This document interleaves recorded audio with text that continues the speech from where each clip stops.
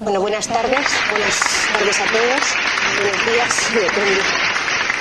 Es un honor presentarles hoy a Alberto Ibáñez, un amigo y un destacado escritor, ensayista y pensador.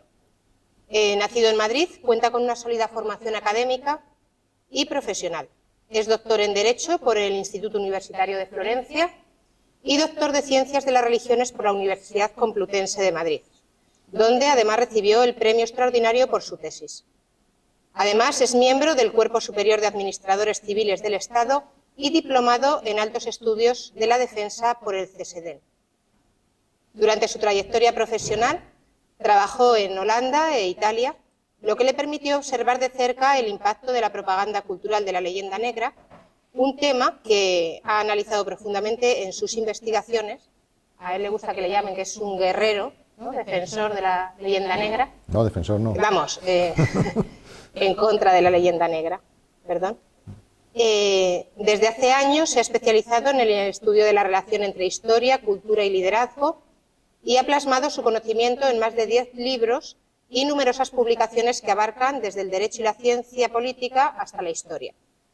Entre sus obras más destacadas encontramos La conjura silenciada contra España y el libro colectivo A favor de España, El coste de la ruptura, en el que ha colaborado con figuras como Fernando Savater y Mario Vargas Llosa. Además, es un prolífico articulista con ensayos que abordan temas de gran relevancia como ¿por qué fracasan los países?, el enemigo interno de Occidente y de la tecnología a la tecnocracia, fortaleza o amenaza. También colabora con medios de prestigio como puede ser ABC, El Español y Voz Populi. Miembro de diversas asociaciones y grupos de reflexión como Adalede y el Instituto Universitario de Estudios Europeos, Alberto Ibáñez es, sin duda, una voz autorizada en el análisis crítico de la historia, de la política y los retos culturales de nuestra sociedad. Hoy nos acompaña para presentarnos su último trabajo, Pon frente a la guerra cultural contra la hispanidad, el Sacro Imperio Romano-Hispánico. Y estamos seguros de que su intervención será tan esclarecedora como inspiradora. Así que, por favor, demos la bienvenida a don Alberto Ibáñez.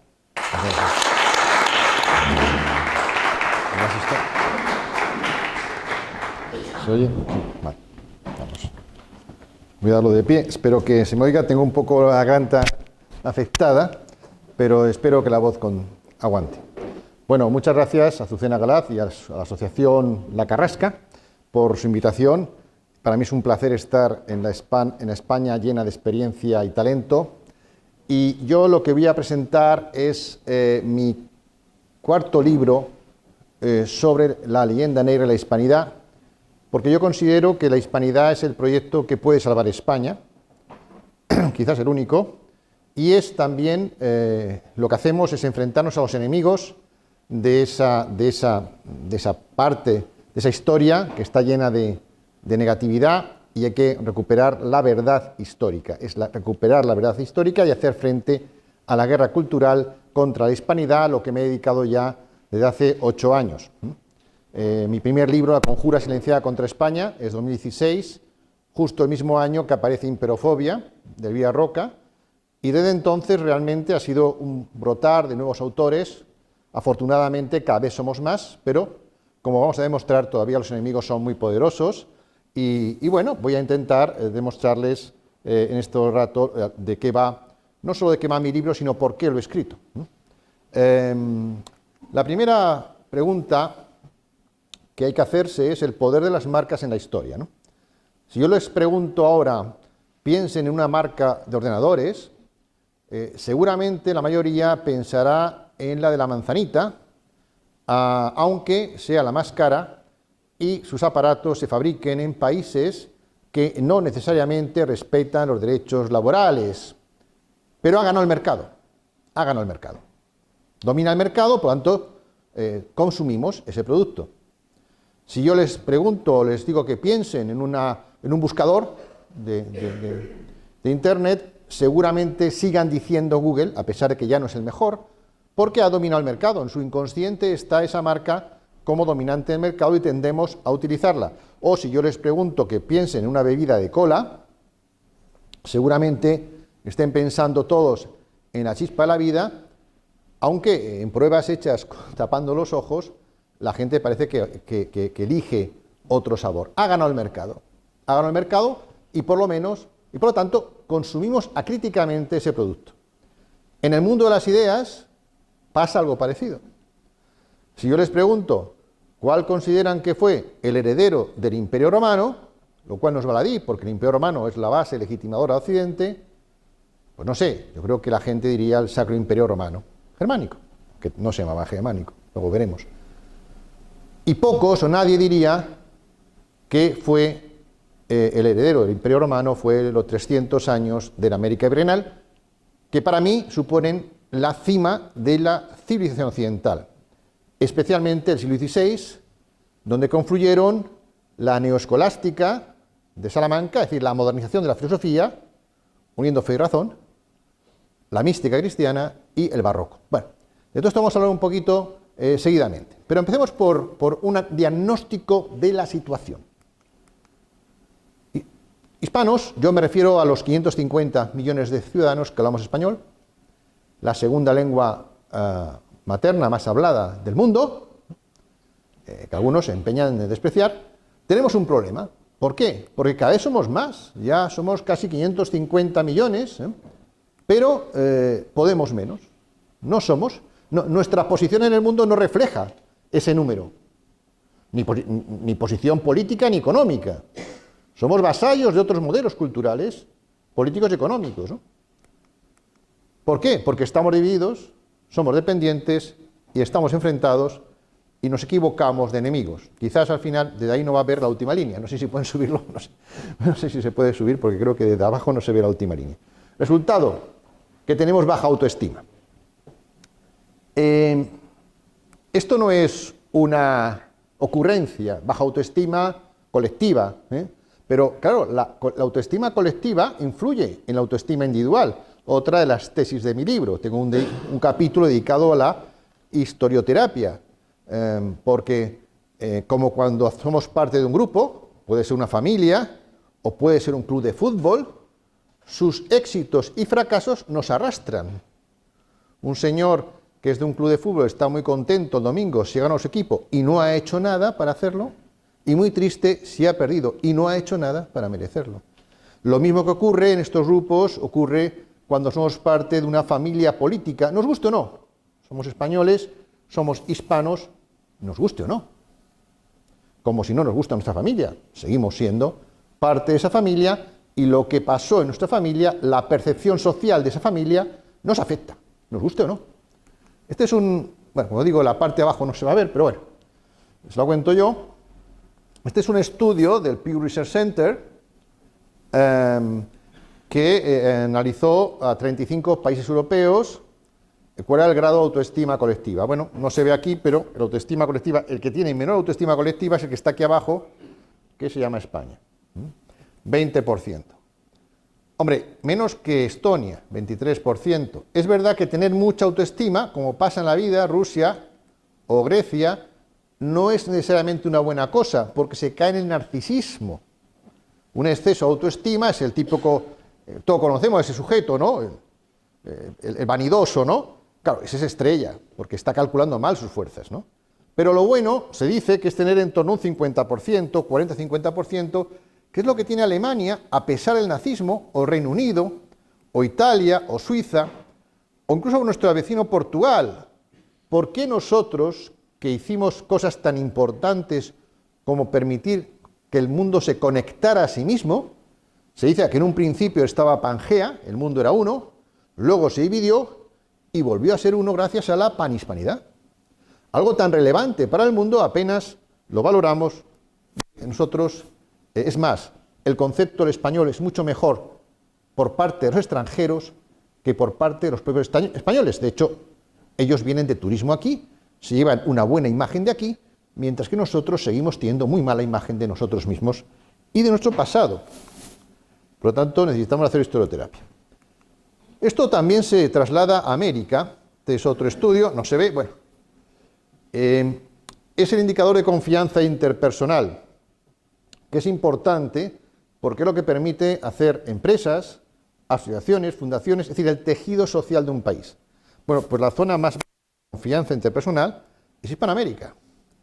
La más alta, no la ven aquí, los nórdicos, es decir, los descendientes de los antiguos bárbaros y vikingos, lo cual demuestra que la cultura puede cambiar, porque hace 250 años América era una familia, de norte a sur, de Nueva España a la Patagonia, podían ser distintos virreinatos, pero todos eran conscientes de que pertenecían a una misma familia, católica y súbdita del rey, lo cual permitía incluso empresas transcontinentales, como era la del tabaco, o tener una moneda común, global, como era el Real de 8. Todo eso se perdió con las independencias, con la división. Otro dato que les doy para esa situación que estamos de baja autoestima injustificadamente, es que en África el país con mayor nivel de alfabetización es Guinea Ecuatorial. Es la única provincia española. El Sáhara no entra en estos cálculos, no se hizo el estudio. Entonces, y la que menos, Níger. Níger es una colonia francesa. Sin embargo, nuestros intelectuales adoran a los ilustrados franceses y creen que Francia es el país de la cultura. Bueno, pues no hacía con sus colonias ese trabajo, pero nadie lo dice, o pocos lo dicen, ¿no? Ha ganado el mercado de la cultura. Francia es el país de la cultura, a pesar de que sus hechos digan que a sus colonias no crearon ni una sola universidad. Da igual, ha ganado el mercado de las ideas. Entonces la guerra, hay tres tipos de guerra. Una, la convencional. Entonces, bueno, cuando dominábamos, los tercios dominaban la guerra convencional. Bueno, esa afortunadamente no siempre ocurre, ¿no? Ahora tenemos dos conflictos muy graves, ¿no? En Ucrania y en Gaza. Hay otros 25 conflictos violentos en el mundo de los que nadie habla, porque solo vemos lo que quieren otros que veamos. Pero bueno, afortunadamente esa guerra no está siempre silbando los misiles por nuestros oídos. Pero hay dos tipos de otras guerras, aquí abajo, la guerra económico-comercial y la guerra cultural, que esas sí son permanentes. Son permanentes. Yo me voy a referir a la guerra cultural. Y es la primera parte del libro la que analizo estos instrumentos de guerra cultural que realmente influyen en cómo pensamos, cómo nos sentimos, sin que seamos conscientes de ello. La cultura es el software, lo defino así yo, hay otras definiciones, es el software de los pueblos que conforma el imaginario colectivo de un grupo o sociedad dada. Es un virus cultural, se nos mete en la cabeza y casi condiciona lo que pensamos. La leyenda negra es el virus cultural que corroe nuestra autoestima colectiva. ¿Cómo funciona esta guerra cultural? Bueno, la guerra cultural surge porque una continuidad de la dialéctica de imperios. Los imperios, menos hasta que llega el español, que predica el mestizaje, también cultural, lo que trataban era imponer su cultura. Aquí en España adoramos a los romanos, o en Europa occidental adoramos a los romanos, pero los romanos lo que intentaron es dominarnos violentamente. En España tardaron 200 años en dominarnos. Recuerden ustedes Numancia, por ejemplo, para imponer su cultura. Y han conseguido incluso que nos olvidemos de la cultura prerromana que existió. Fueron muy hábiles. Y aquí no nos quejamos de que impusieran un idioma, por ejemplo, ajeno, como era el latín. Pero para imponer la cultura había que dominar físicamente el territorio. Cuando aparece la imprenta, esto ya no es así. A partir de la imprenta se permite dominar las mentes del enemigo sin tener que conquistarlo militarmente. Y es lo que hace Inglaterra, luego Francia, en fin, Holanda, etcétera, porque no nos vencían en el campo de batalla ni en el mar, que dominaba la armada. Tuvieron que desarrollar instrumentos de guerra cultural a través del arte de la propaganda. Uno de los primeros ejemplos es la obra de Bartolomé de las Casas, utilizada por nuestros enemigos para denigrar la obra del Imperio Español. Yo incluso he llegado a pensar que el padre de las Casas fue el primer agente cultural de un gobierno extranjero, pero no tengo pruebas. Lo cierto es que saben ustedes que, bueno, su libro está lleno de exageraciones Incluso Menéndez Pidal tiene un libro que dudaba de su salud mental, no voy a entrar en ese tema, pero el éxito de esta obra no es lo que decía, porque la gente apenas sabía leer. Hoy saben leer, pero no practican. Por lo tanto, lo mismo. ¿Qué es lo que es importante? La imagen. Y ahí luego veremos que aquí hay 18 ilustraciones de Debris, que fue lo que hizo famoso este libro. Ilustraciones completamente falsarias, más aún que el libro. El arte de propaganda, fíjense ustedes, es importante que las empresas gastan millones por un anuncio de un minuto, por ejemplo, en medio de un partido de fútbol. ¿Y por qué lo hacen? Porque funciona. Con un anuncio de un minuto pueden condicionar nuestro comportamiento de consumidores. Vamos a comprar lo que nos han vendido en un minuto. Imagínense 2 horas de película o varias horas de series de Netflix. Cómo los gobiernos que saben cómo funciona el mundo, luego veremos, van a desaprovechar esa ocasión para meterse en nuestra cabeza y vender su discurso. A través del arte de propaganda se crean las modas, que es lo que condiciona nuestro comportamiento y nuestra moda de pensar, forma de pensar. Pensamos que somos libres, pero compramos de acuerdo a las modas. Incluso cuando un chico joven se quiere poner un tatuaje como gesto de rebeldía, no hace más que acomodarse a la moda que dice que eso es guay. La moda que alguien ha creado y ha impuesto. Y él es sujeto pasivo de esa moda. Eso ocurre igual con las modas de pensamiento, llamadas ideologías. Una ideología se pone de moda y la gente se adhiere a esa ideología sin entrar mucho en su análisis si es verdad o no es verdad, porque eso está de moda, porque eso es guay, eso le da un prestigio, le da una carta de presentación. Igual que cuando uno viste de acuerdo a una moda, oye una música de acuerdo a una moda, le da una carta de presentación, es parte de un grupo.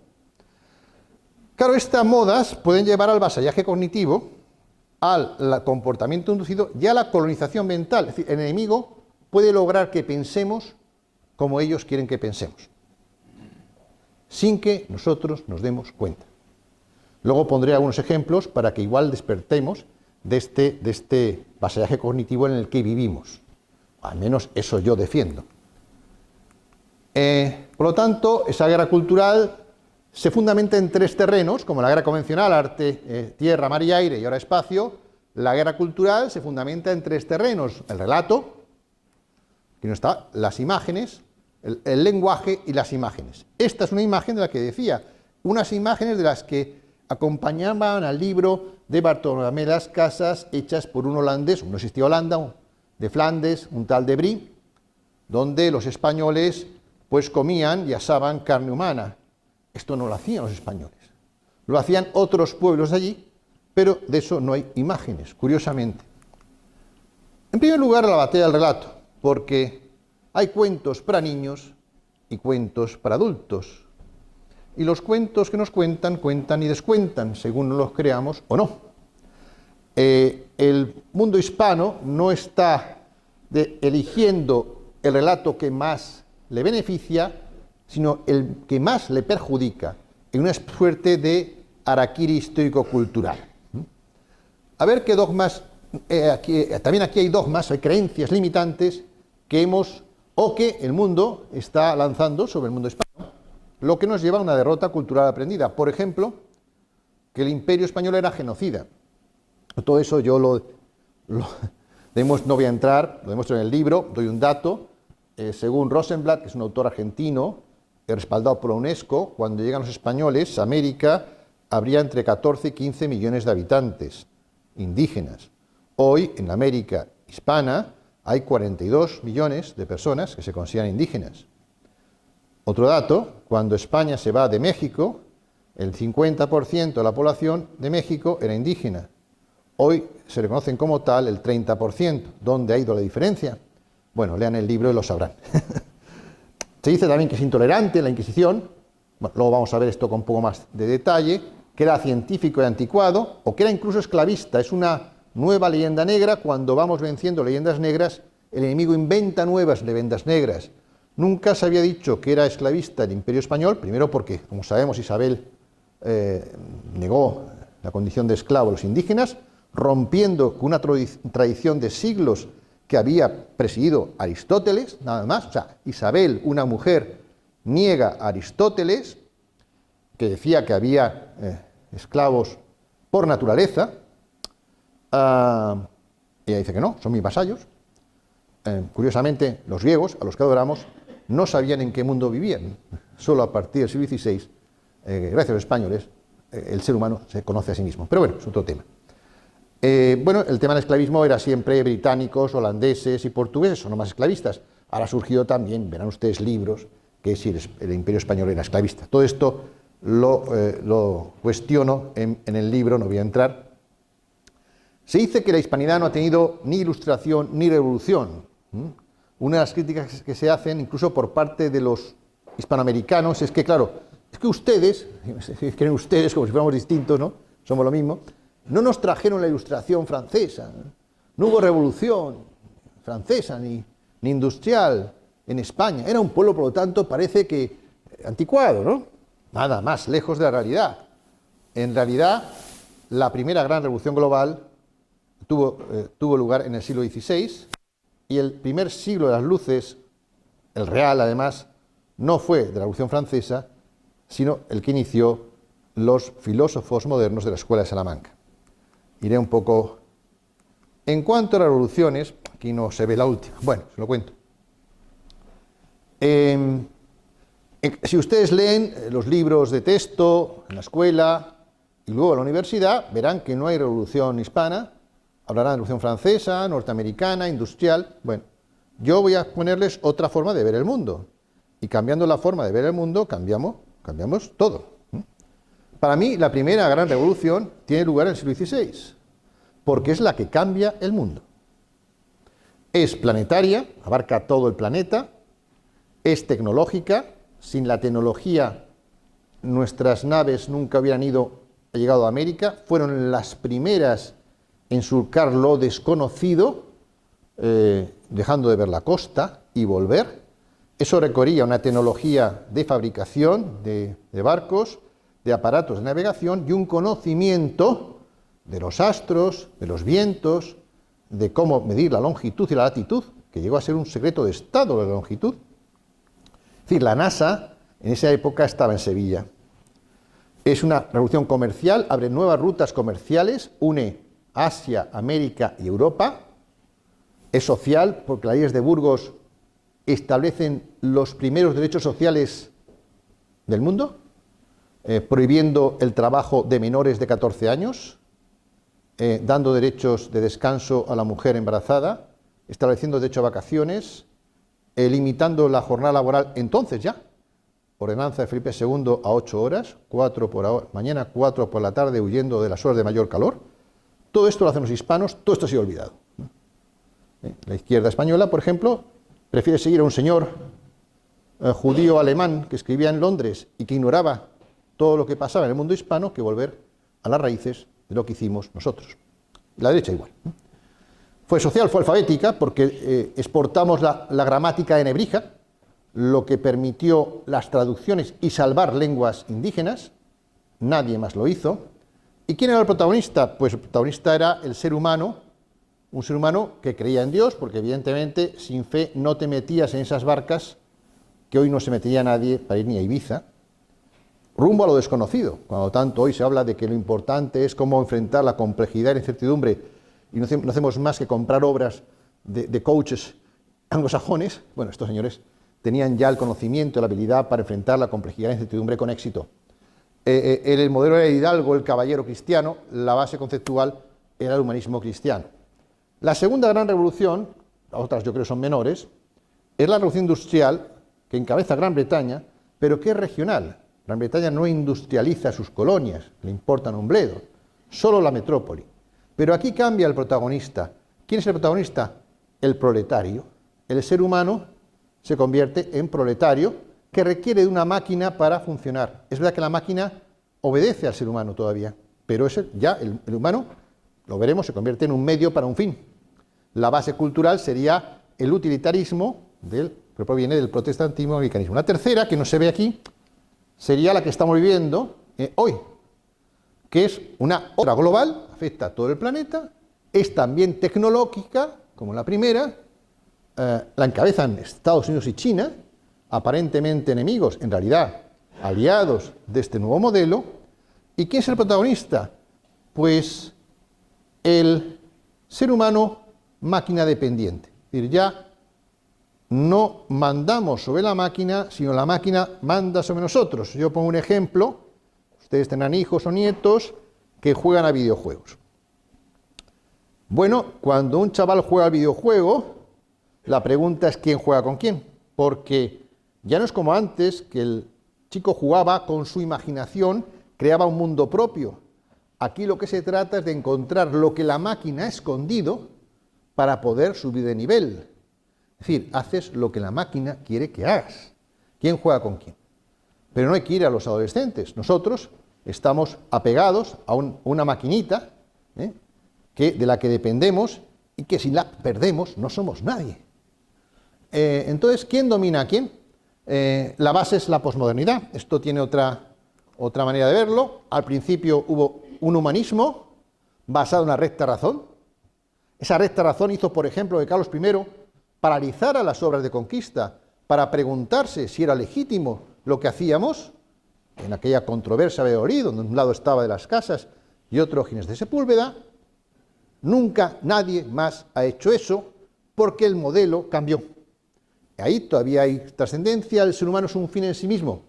El siguiente paso ya es la razón de Estado. En la Paz de Westfalia cambia el modelo, vence el protestantismo y se cambia el modelo moral. Es decir, el Estado ya no tiene moral. Ya no tiene que preguntarse si lo que hace es correcto o no, a pesar de que haya normas internacionales y demás. Si tienes poder, puedes ignorar esas normas. Porque lo que impera es la razón de Estado. El egoísmo, el materialismo, el ser humano es un medio para un fin. Y en la que estamos viendo ahora, lo que predomina es el transhumanismo. El ser humano se disuelve y domina el pensamiento light. Bueno, esto es otra manera de ver la historia del mundo que creo que es plausible y que explica las cosas de otra manera. Hoy estaríamos en un mundo deshumanizado. Para que la globalización, la segunda, tuviera éxito, habría que aprender de la primera. Pero dudo que lo hagan, porque el mundo hispano está desaparecido, dividido y enfrentado. Esta dialéctica falsa se lleva al mundo de la política, donde nos quieren hacer pensar que hay dos opciones, solo dos. O eres marxista o eres capitalista. Bueno, yo sostengo en mi libro que estas dos son dos caras de la misma moneda, que se necesitan en realidad para subsistir, hasta el punto de que para el capitalismo no hay mejor aliado que el comunismo, puesto que éste, siempre que se ha desarrollado, ha fracasado, provocando pobreza, falta de libertad y muerte. ¿Qué mejor contraparte para el capitalismo que este modelo fracasado, en que ciegamente una parte de nuestra intelectualidad quiere resucitar? Pero olvidan que antes de que existieran estos dos, hubo otro modelo, está aquí abajo, que yo lo denomino el humanismo social liberal hispano, que supo combinar la idea de comunidad, éramos todos parte de la misma familia, católicos, la idea de solidaridad. En el Imperio Español los virreinatos más ricos ayudaban a los más pobres, con la idea de libertad, la libertad no solo la de Quijote, la libertad que aparece en Salamanca como categoría jurídica, y la idea de comercio. Éramos grandes comerciantes. Lo había una combinación de, ahora veremos en qué se hace esto, que hay dos liberalismos. De cuando la derecha española es anglófila y cree en el liberalismo anglosajón. Bueno, el anglosajón tiene una base ajena a nuestra cultura, porque es utilitarista, a nivel micro prima el individualismo, el egoísmo. Nosotros culturalmente no somos así, aunque no estemos en contra de que la gente progrese.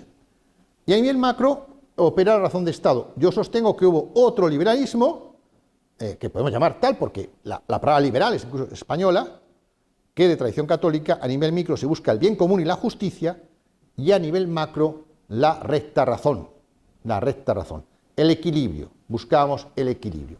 Y ese modelo funcionó durante 300 años en América. En España no.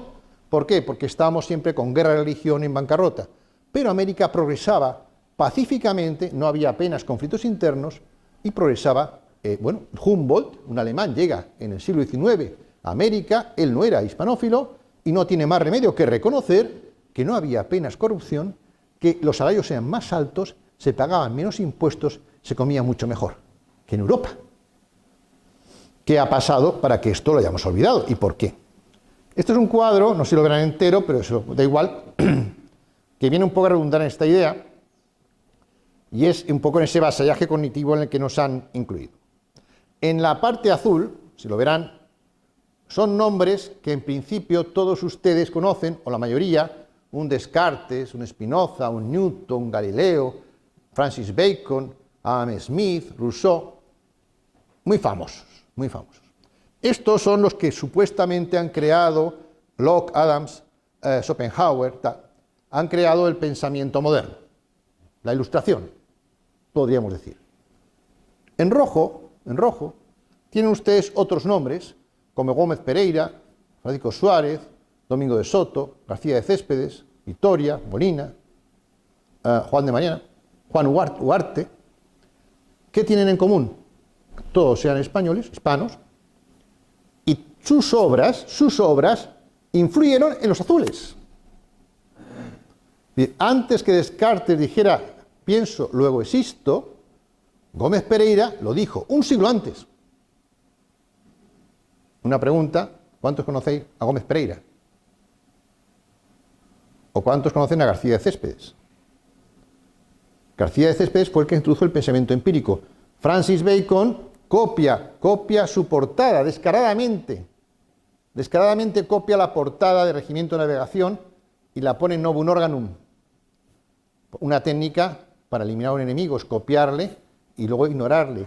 Estos autores, muchos de ellos cancelados, el primero que expone por escrito la ley de gravedad no es Newton, sino Domingo de Soto. Pero eso se nos ha hurtado, no a ellos solo, que ellos piensen en sus héroes si quieren, a los españoles.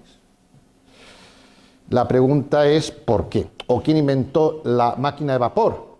Pregunten a sus hijos o nietos que estudian en la escuela quién inventó la máquina de vapor. Seguramente digan que es un anglosajón, Thomas Savery, cuando quien fue un Jerónimo de Allanz, español, ingeniero y un gran inventor. Pero esto está borrado. Hemos aceptado, paradójicamente, una tesis que no tiene ningún sentido. Que la luz viene de cortarse cabezas unos a otros, porque la Ilustración francesa es lo que hizo, básicamente. No solo cortaba cabezas a reyes o aristócratas, se cortaban entre sí. Robespierre, el terror, la Vendée, genocidio, levas forzosas. Hay todo un lado oscuro en esa Ilustración supuesta. Entonces, ¿no es mucho más lógico pensar que la Ilustración nace en el debate sereno de unas aulas universitarias, como pasó en Salamanca, en Alcalá, en Valladolid y en tantas universidades a ambos lados del Atlántico, que de la guillotina? Pero hemos aceptado lo que el modelo dominante quiere aceptar, igual que hemos aceptado que un jarabe medicinal negro es la chispa de la vida. Es igual. La batalla de la imagen. Quien no parece, perece. Decía esto Calderón de la Barca. Quien no parece lo que es, perece lo que es, por lo que no es. Uno de los problemas que tenemos de nuestro catolicismo, no todo es positivo, es que es exceso de humildad, ¿verdad?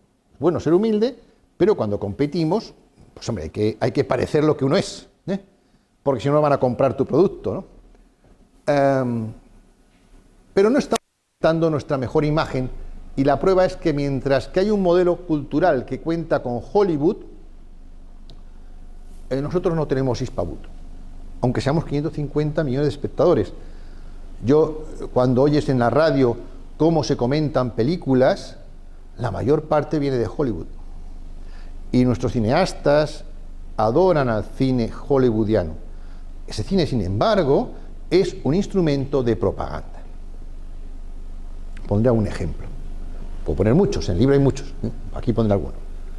No tenemos una propaganda hispana. ¿Por qué? Bueno, esto ya un poco, ya ven ustedes, es un ejemplo de cómo el mismo ilustrador, Teodoro de Brie, de Flandes, siglo XVI, hace ese tipo de ilustraciones para el libro de Bartolomé Las Casas. Aquí no se ve, un señor está asando un niño como si fuera un cordero para comérselo. También venden trozos de carne humana, eso lo hacían los aztecas, no nosotros, pero esto es lo que vende Teodoro de Brie, para el público holandés, para que se resucita a Felipe II, porque los niños además son blanquitos, no son indígenas. Bueno, el mismo sujeto, poco después, 8 años después, hace estas ilustraciones para un folleto francés de la expedición a la Florida. Claro, las imágenes son muy distintas, amazonas, muy bellas, mostrando los pechos. Esto es un recurso de marketing que ha llegado hasta nuestros días.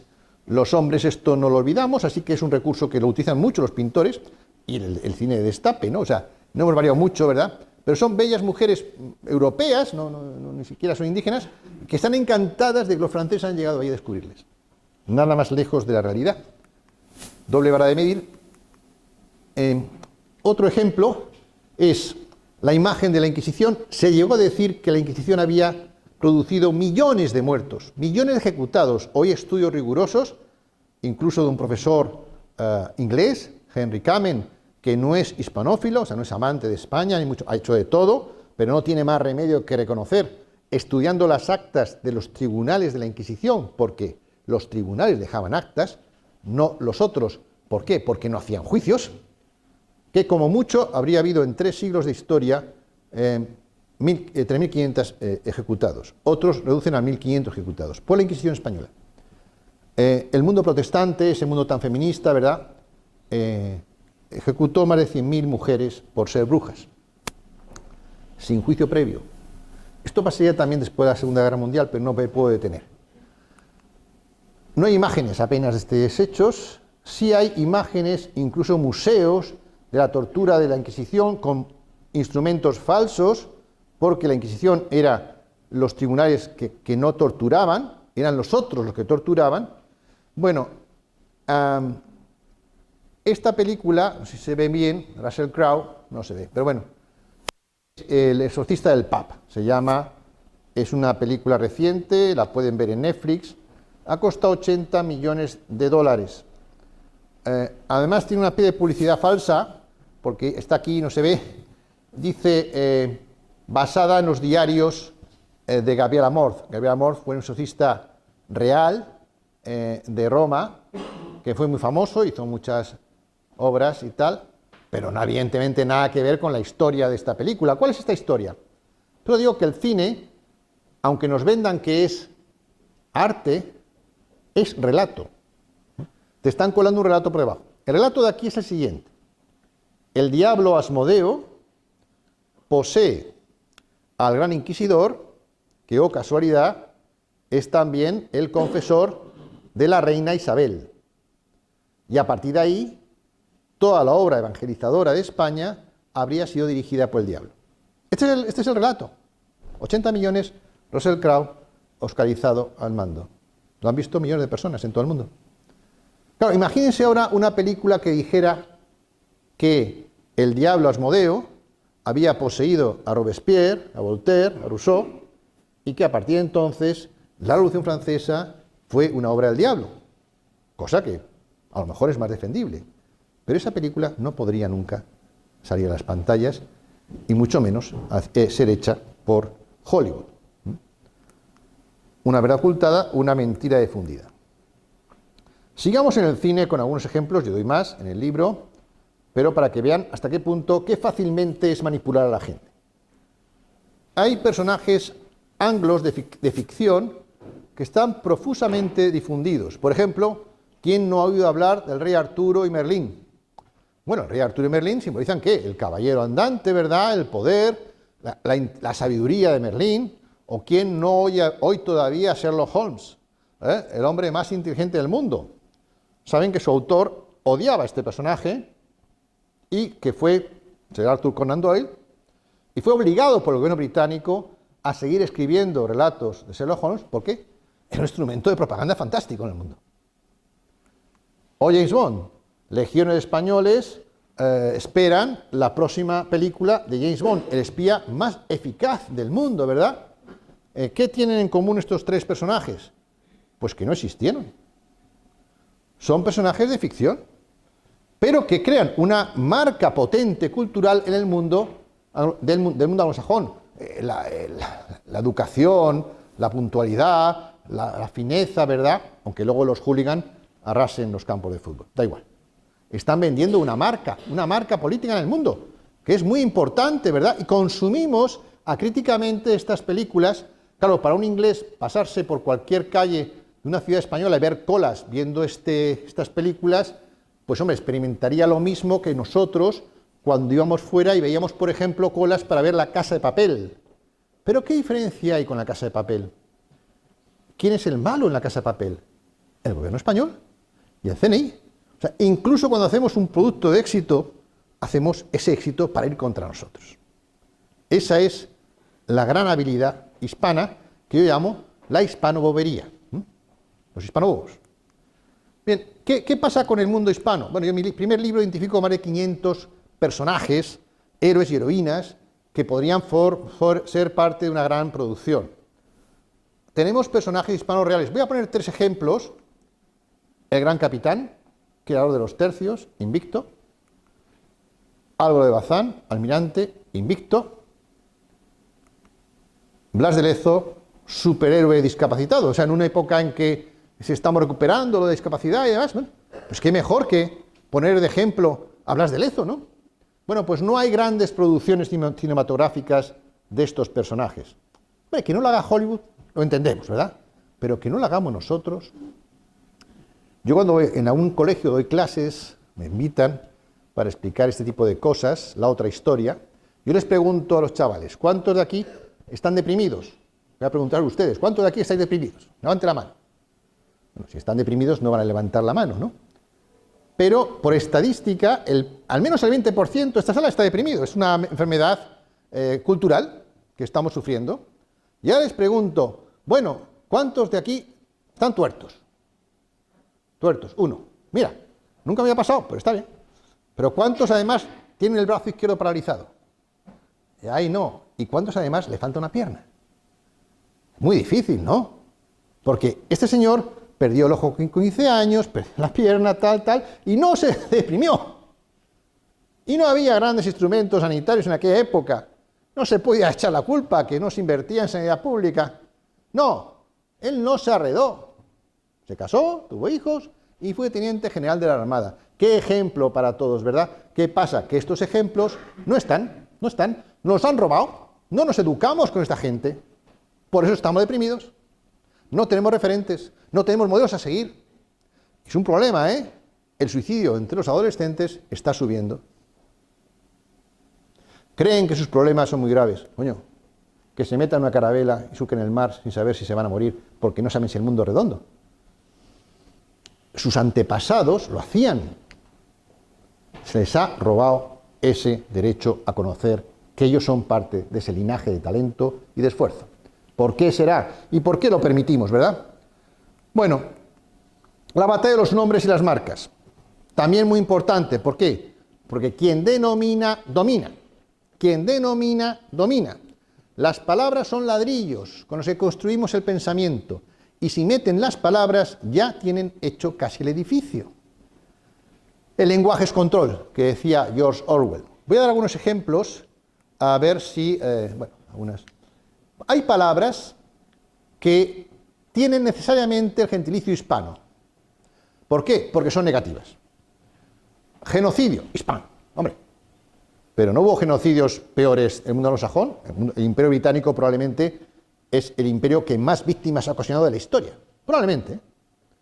Pero no tiene esa mancha. O no tiene China o Mao o los propios libertadores que mataron muchos indígenas después de separarse de España, también lo demuestro en el libro. Machismo, español. Por cierto, el prototipo de macho, Ópera Carmen, ¿no? De Bizet, un torero. El torero es femenino, viste como una mujer. De hecho, hay quien dice que el toro, esa fiesta viene de una fiesta matriarcal, en fin, se llama mucho prerromana, pero bueno, hoy en día, las mujeres francesas, no sé si lo saben, o si no, hoy, hace 2 años todavía, cuando se casan siguen perdiendo el apellido y sus hijos llevan el nombre del marido. Cosa que en Inglaterra y en Rusia, esto nunca ha pasado en España, pero los machistas somos nosotros. Conquistadores, un término negativo en inglés. Conqueror es simple militar. En español, afortunadamente, no es así.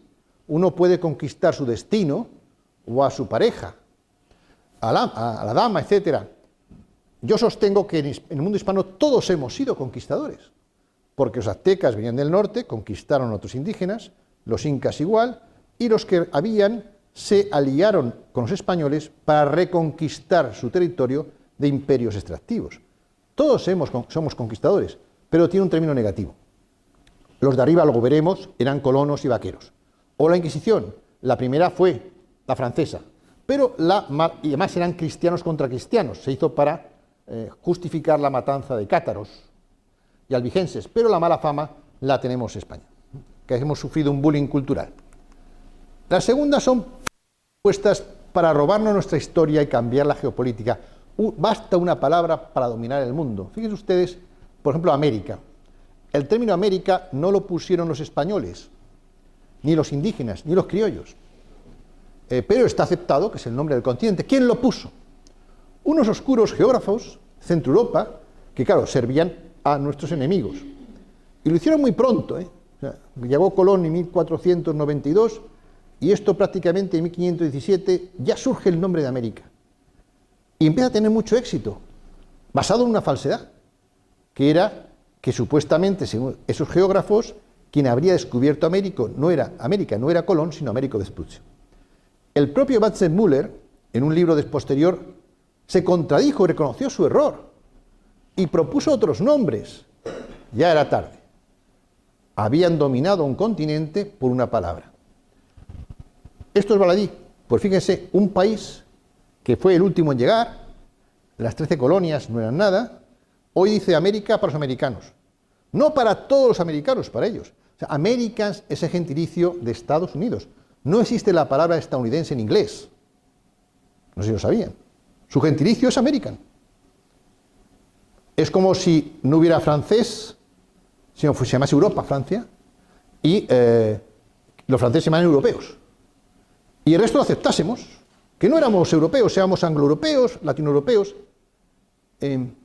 Claro, con una palabra han dominado. Imagínense, sin embargo, si la palabra para nominar al continente hubiera sido las Indias, que era lo que utilizaban los españoles, las Indias.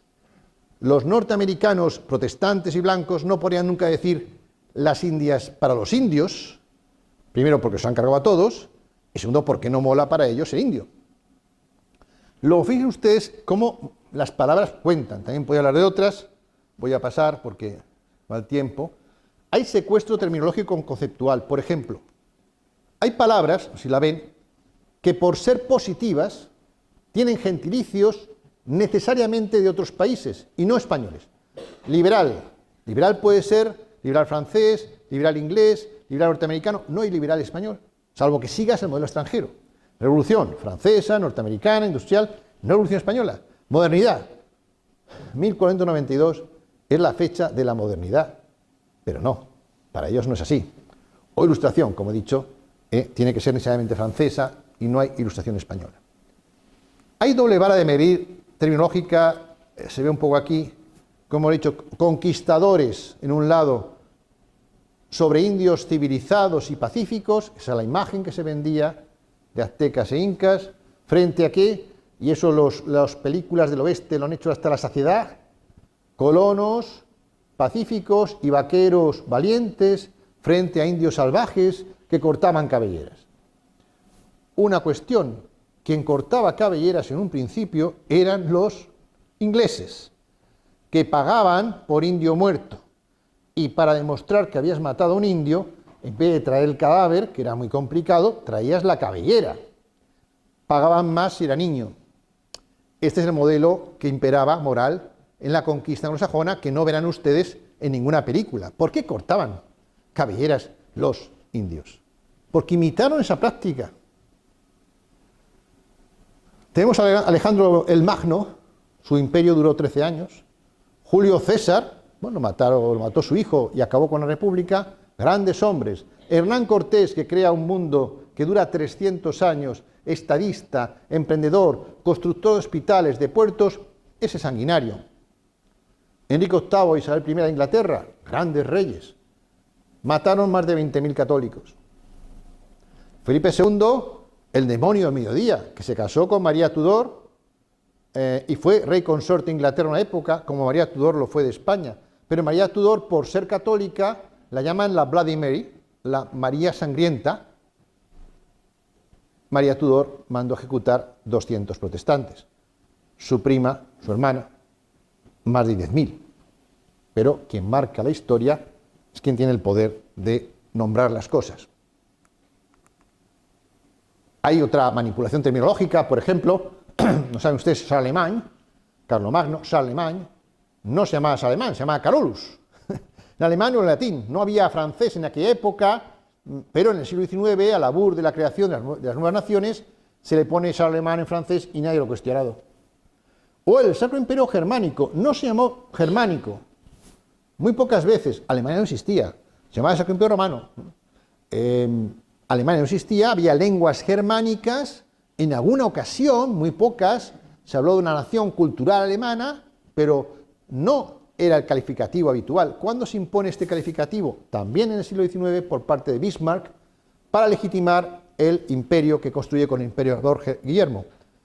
¿Por qué era tan importante? Porque no, el Imperio Romano es la base legitimadora de Occidente. Incluso los padres fundadores de Estados Unidos apelan al Imperio Romano constantemente. El Capitolio, la primera ciudad capital era Olimpia, la apoteosis de Washington. O sea, bueno, entonces el Segundo Reich tenía que basarse en el Primer Reich y proponen el tema germánico, cosa que aprovechará también Adolfo Hitler para llamar Tercer Reich. ¿Por qué se llama Tercer Reich? Porque sucede al segundo y al primero, que era el Sacro Imperio Romano, germánico, para ellos.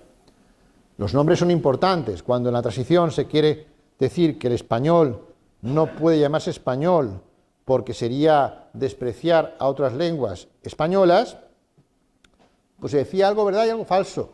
Es verdad que el catalán, el vasco, el gallego, el náhuatl, el aymara, el quechua, son lenguas hispanas muy respetables, pero tiene una característica común, son lenguas regionales.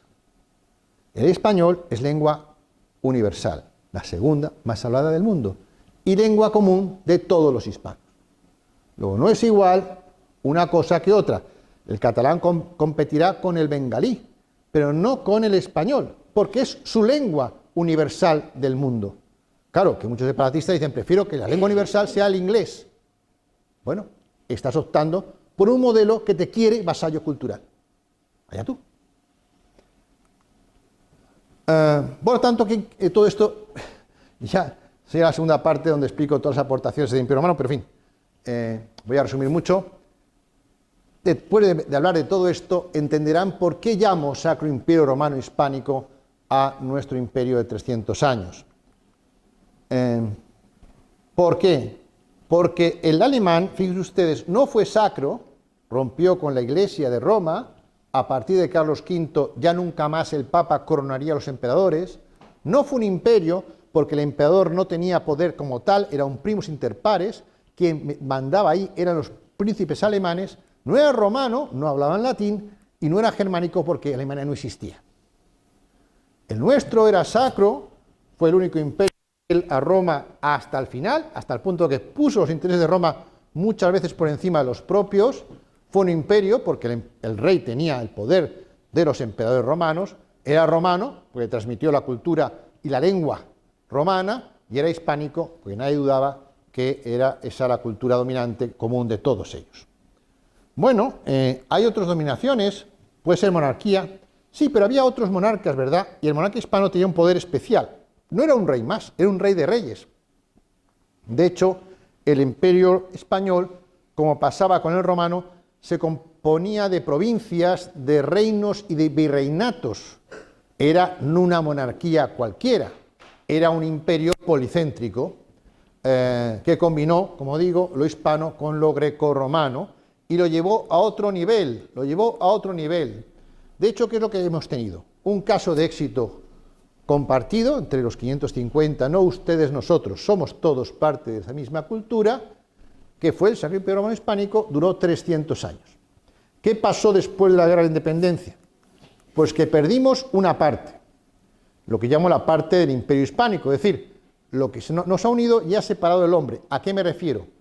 A los modos de gobernar. porque los fundadores del Imperio romano fueron al menos una mujer, doña Isabel, Fernando, Carlos, Felipe y el cardenal Cisneros, el mejor gobernante de la época. Digo al menos una mujer porque también estuvo Juana, apellidada la Loca. Ahora saben que hay un libro que se llama Juana la Cuerda, donde se pone en cuestión esa mala prensa de Juana. Y también Isabel de Portugal, que gobernaba España mientras su marido Carlos estaba haciendo sus excursiones en el imperio para defender la fe católica. Pero el modelo de gobierno que estos 5 grandes crearon fue estupendo y duró 300 años. A ver si dura igual el norteamericano, todavía no lleva 300 años. Y los fundadores de Estados Unidos tienen estatuas en el desierto. Estos son olvidados, desgraciadamente, pero yo ahí defino cuál era el modelo de gobierno fantástico. Con instituciones como el juicio de residencia.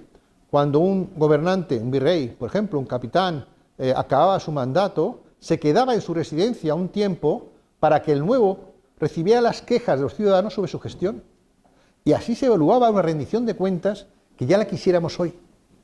Estaba la terna para elegir a los reyes, no eran absolutos, como no podían normar caprichosamente, como hoy hacen nuestros políticos, a cualquiera de consejero de emergencias. No, había unos consejos que para cada puesto proponían 3 nombres, y de esa terna el rey elegía uno. Por eso eran tan buenos. También innovamos la limitación de mandatos, no es algo estadounidense. Son los reyes españoles los que establecen una limitación de mandatos a los virreyes de 3 años más 3, 6 como máximo. Si eran muy buenos, cambiaban de virreinato. ¿Por qué? Para combatir la corrupción y para que no tuvieran demasiado poder. Los reyes siempre temieron que si había uno muy bueno, pudiera declararse rey allí. Bueno, lo hemos perdido. Hemos perdido la filosofía, juntamos el pensamiento lógico con el pensamiento simbólico. La Ilustración francesa realmente quiebra ese modelo y nos dice que solo existe la razón. Desde entonces andamos cojos por la vida, porque la razón te permite afrontar problemas que la razón puede comprender, pero todo lo que está por encima de la razón no sabemos cómo hacerlo. Y desde entonces yo digo que la Ilustración no fue un plus, fue un menos. Andamos cojos como la vida con un solo ojo, el ojo de la razón lógica, pero hemos perdido el ojo de la razón simbólica. Perdimos las grandes inversiones en infraestructuras. El acueducto de Segovia era un niño pequeño comparado con los acueductos que hicimos, por ejemplo, en México, de 42 kilómetros y más. Calzadas, los caminos reales eran mucho mayores, puertos, casi 30 universidades, juntando con Filipinas, 1000 hospitales, 1000 escuelas, donde se aceptaban a indígenas igual que criollos españoles. Una gran obra de civilización que lleva a que 22 ciudades hispanoamericanas sean hoy Patrimonio de la Humanidad. Busquen cuántas han sido declaradas Patrimonio de la Humanidad en otros imperios. Iglesias, el barroco. Bueno, también eso lo hemos perdido. También hemos perdido la Unión Económica Monetaria, la primera del mundo. Antes de la Unión Europea, la América Bienal era una unión económica monetaria con un mercado muy integrado, con una moneda común, el Real da 8, que era moneda global, es decir, sería lo que hoy es el euro y el dólar juntos, y con los fondos situados, que eran fondos de cohesión, donde los virreinatos más potentes compensaban a los más pobres. Eso era la América virreinal. Todo eso lo hemos perdido. Bueno, se trataría de hoy de recuperarlo y actualizarlo.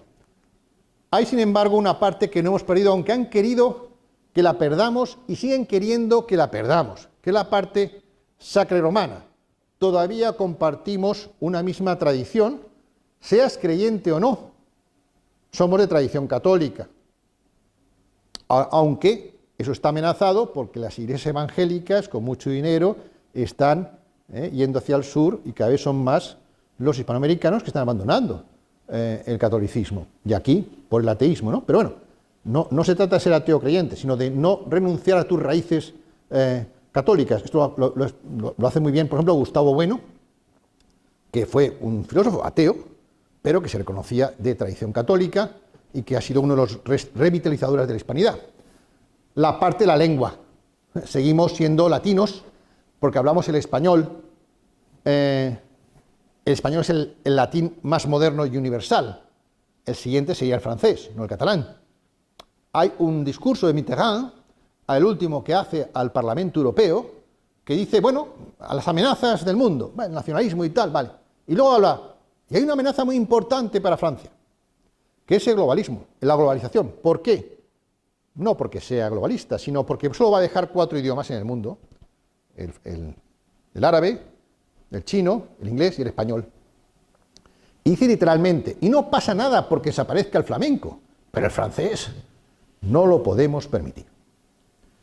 Y solo así entiende uno cosas que ocurren, como ahora que Brasil iba a aprobar al español como segundo idioma oficial y la embajada francesa, alemana e italiana lo ha impedido.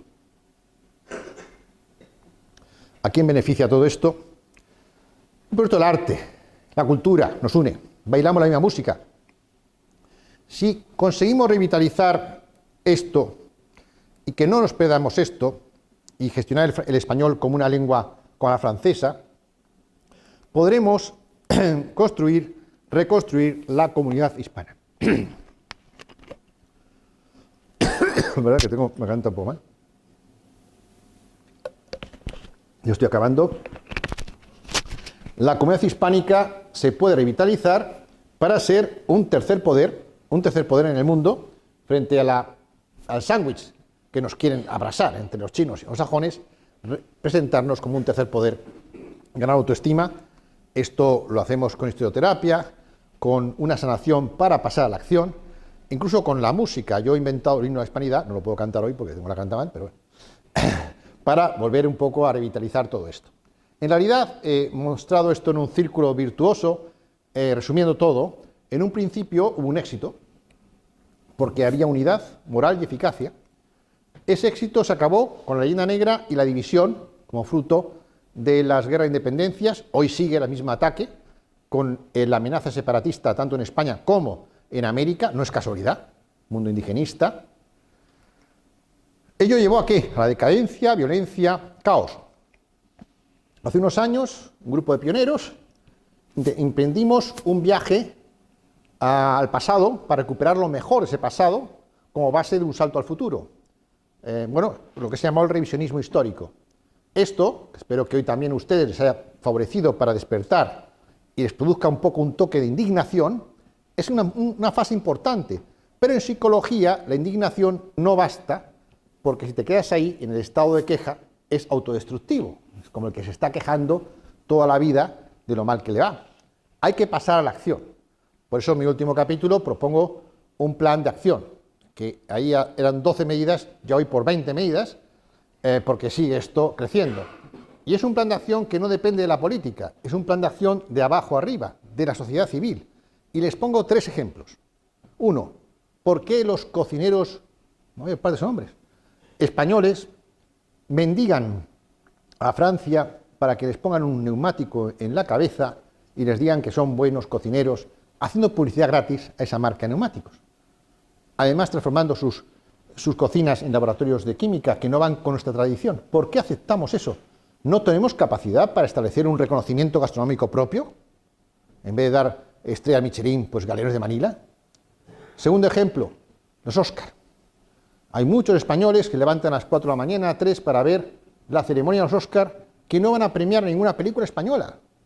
Con mucho a ver a Will Smith que le da un tortazo al presentador. Bueno, ¿qué pasó el año pasado? ¿A quién premiaron? Oppenheimer. Oppenheimer ha recaudado $1.000 millones. Se ha visto en todo el mundo. ¿Era una gran película? Bueno, una gran película, pero claro, con $120 millones, oiga, si usted me da a mí $120 millones, yo hago una gran película. No tengo ni idea de cine, pero voy a contratar a este señor que está abajo y tal, y haremos una gran película, ¿verdad? Pero había una película que convocaba a la mejor película extranjera, ¿no? Que era La Sociedad de la Nieve, de Bayona. No sé si la han visto, esa historia de los chicos de rugby en los Andes que se quedan en un avión y que protagonizan la historia probablemente más impresionante de resiliencia, esto ya no hay resiliencia, antes un par de narices, para sobrevivir. Bueno, una historia de supervivencia, demostrando que es una cosa que nos pertenece al mundo hispano, desde Colón, desde Elcano. Seguimos igual, esa no la premiaron. $20 millones de presupuesto. Vamos a ver, 120 millones, esto es como la Liga Española, ¿no? Que todo el mundo compite, pero sabemos quién va a ganar la Liga antes de que empiece, ¿no? Bueno, pues el cine es así y lo hemos aceptado. Creo que premiaba a Oppenheimer. Un relato. ¿Por qué era tan importante premiar a Oppenheimer? Era un relato. ¿Qué era relato? Que el creador de la bomba atómica, que ya destruyó más de 300.000 víctimas en Japón, del que nadie ha pedido perdón, y un día igual nos destruyó a todos, era un gran tipo. Ese es el relato.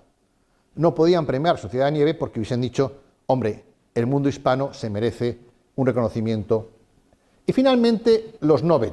Hay una acusación que se dice que hay pocos Nobeles españoles. Hombre, lo dan ellos. Lógicamente, se dan a ellos mismos y de vez en cuando dan a un hispano para despistar, ¿no? Yo les pongo un ejemplo.